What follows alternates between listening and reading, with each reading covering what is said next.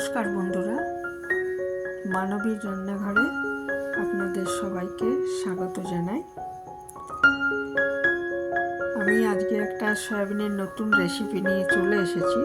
এইভাবে সয়াবিন রান্না করলে যারা সয়াবিন পছন্দ করে না তারাও পছন্দ করবে। তো ভাত রুটি সব দুটোর সাথে এটা খেতে খুব ভালো লাগবে, তবে আমার মনে হয় এটা রুটির সাথে বেশি ভালো লাগবে। তো প্রথমে আমি একটা সসপ্যানে জল নিয়ে একটু নুন দিয়ে দিয়েছি। তারপরে জলটা ফুটে উঠলে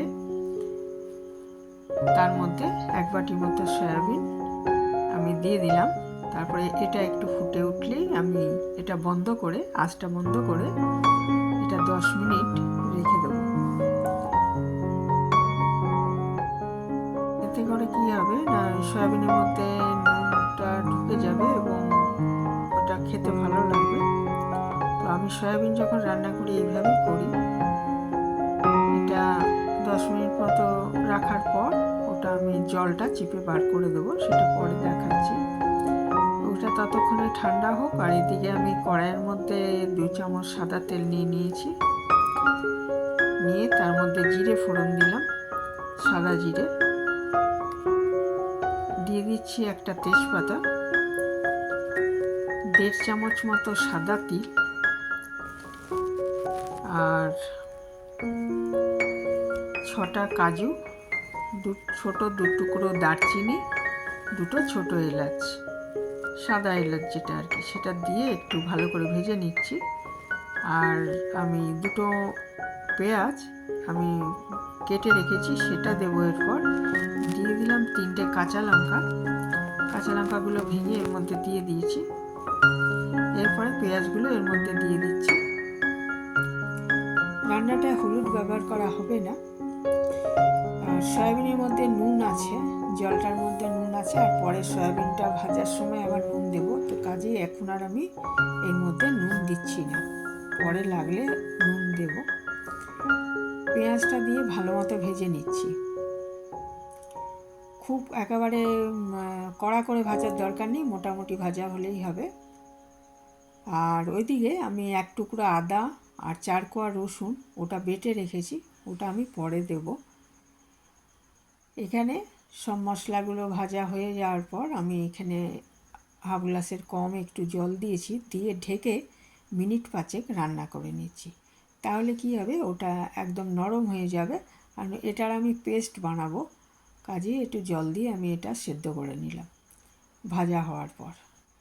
তারপর এটা আমি নিজে থেকে ঠান্ডা হতে দেব মশলাটা, তারপর আমি গ্রাইন্ডারে এটা পেস্ট করব। ততক্ষণ এদিকে এই যে সয়াবিনটা আমার ভেজানো ছিল সেটা আমি চিপে চিপে আরেকটা পাত্রে নিচ্ছি। চিপে জলটা বার করে দিই, আরেকটা পাত্রে নিচ্ছি। এবং এই সয়াবিনটার মধ্যে আমি 1 চামচ গোলমরিচের গুঁড়ো আর হাফ চামচ মতো নুন দিয়ে ভালো করে মাখিয়ে রেখে দেবো।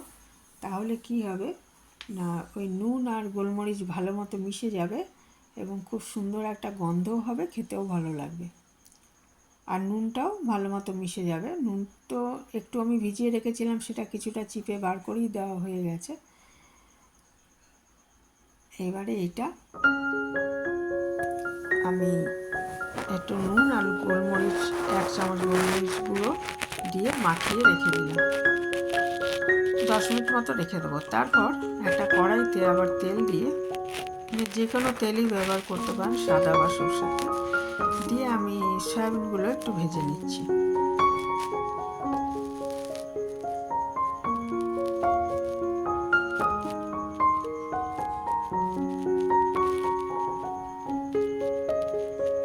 সয়াবিনগুলো ভাজা হয়ে গেলে তুলে নেব।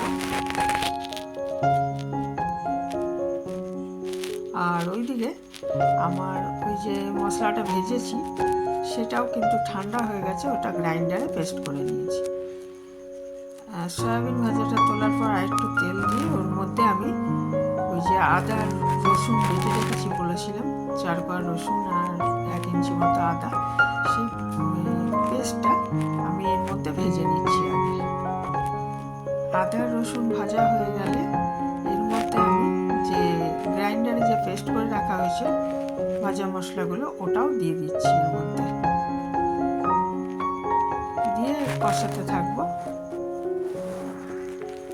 এর মধ্যে তিল আর কাজু বাদাম আছে, কাজে তেল ছাড়বে, ওই জন্য আর আমি বেশি তেল দিলাম না।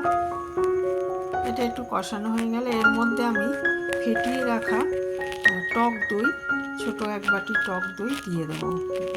দইটা ভিজে থাকলে বাইরে বার করে ঘরের উষ্ণতায় নিয়ে আসতে হবে এবং একটু ফেটিয়ে নিতে হবে। রান্নায় ব্যবহার করার সময় একটু ফেটিয়ে নিতে হবে। এটা দইটা দিয়ে আমি খুব ভালো মতো কষিয়ে নিচ্ছি।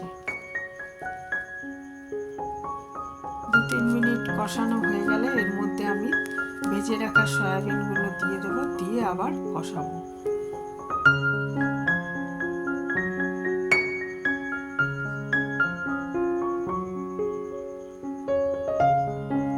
দিয়ে দিলাম সামান্য চিনি, হাফ চামচ চিনি। চিনিটা অপশনাল, তবে দিলে একটু খেতে ভালো লাগবে, কারণ টক দই রয়েছে অনেকটা। আর নিরামিষ রান্নায় একটু মিষ্টি দিলে খেতে ভালো লাগে। তাও যদি না দিতে চান ওটা বাদ দেবেন।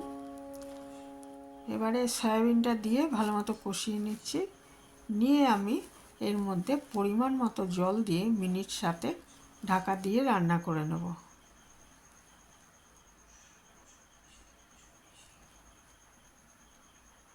তাহলে আমার এইটা রেডি হয়ে যাবে। ভাত, পরোটা, রুটি সব কিছুর সাথেই খুব ভালো লাগবে এই রেসিপিটা।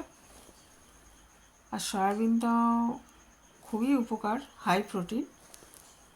আর এইভাবে খেতে সবাই পছন্দ করে না, যেমন আমারই সব প্রিপারেশন পছন্দ হয় না সয়াবিনের, কিন্তু এটা বানিয়ে দেখবেন, খুব ভালো লাগবে খেতে।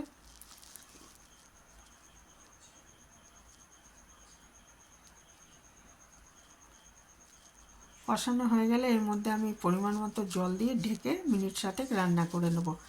জল খুব বেশি হবে না, কারণ এটা একটু মাখা মাখাই ভালো লাগে খেতে, ঝোল ভালো লাগবে না।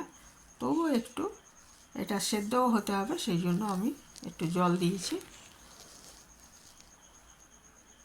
দিয়ে ঢেকে মিনিট 7 রান্না করে নিলেই এটা রেডি হয়ে যাবে পরিবেশনের জন্য। পরিমাণ মতো একটু নুন দিয়ে দিলাম, কারণ নুনটা একটু কম কম লাগছিল, সেই জন্য একটু নুন দিয়ে দিলাম। আর জিনিসটা কিন্তু যথেষ্ট হেলদি, কারণ শুকনো লঙ্কাও ব্যবহার করা হয়নি, কাঁচা লঙ্কা আর গোলমরিচ দেওয়া হয়েছে। আর সয়াবিন নিজে একটা খুব উপকারী জিনিস।